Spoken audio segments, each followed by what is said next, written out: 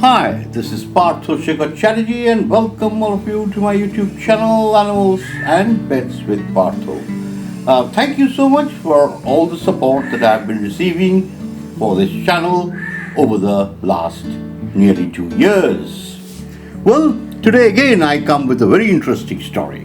A story when, years back there was a rule that, anytime you imported, and at that period of time, of course, there was no ban on importation.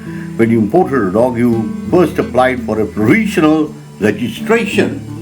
Well, since everything was under the control of Syndicate, there was a way they played their game.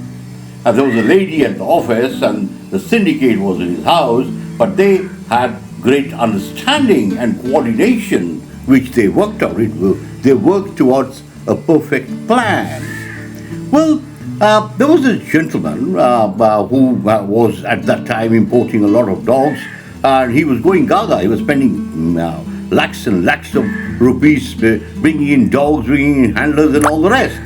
Well, this young man, of course, used to take my advice, and my advice was there for anybody who was in the dog game.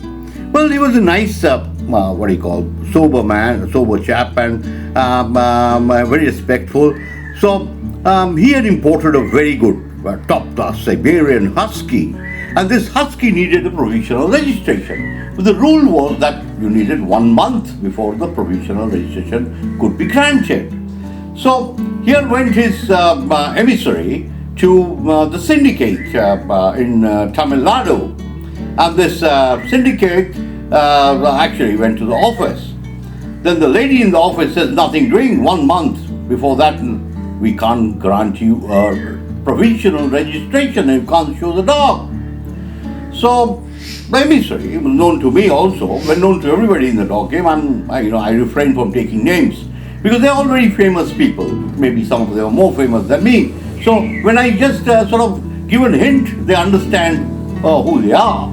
So this person went to the Syndicate's house, and there from the window the Syndicate barked, no, no provisional registration. Don't come. Then that person called me. He said, what do I do? No provisional registration. You can't show the dog. And it was, the season was on and there were so many shows on and you would miss all the bus. We couldn't, that was a very expensive dog. And a handler from Australia was also booked. Well, then what happened was, he of course mentioned in the way that there are lots of whippet puppies running around in the garage. Some of them, just, even on the roadside. I said, whippet? I said, yes. I said, who do they belong to? He said, the Syndicate. I said, buy them. Because I knew how you could, make the Syndicate, sort of get work done from him. So, anyway, he says, then he knocked the door and said, I want to buy some whippet puppies. This is, so 25,000, this nearly 2 decades back, it was a big prize. And there were no takers. It was all running around in the garage. So anyway, the Syndicate bought one. I said, if you required buy 2, you will get the registration. So sure enough, he bought a puppy. And then the Syndicate barked on the phone to the lady on the other side. And the provisional registration was granted. So, and then I'll tell you about another incident, which is even more interesting. It's about a very fine gentleman who used to live somewhere around Delhi, I think Prithapura or somewhere.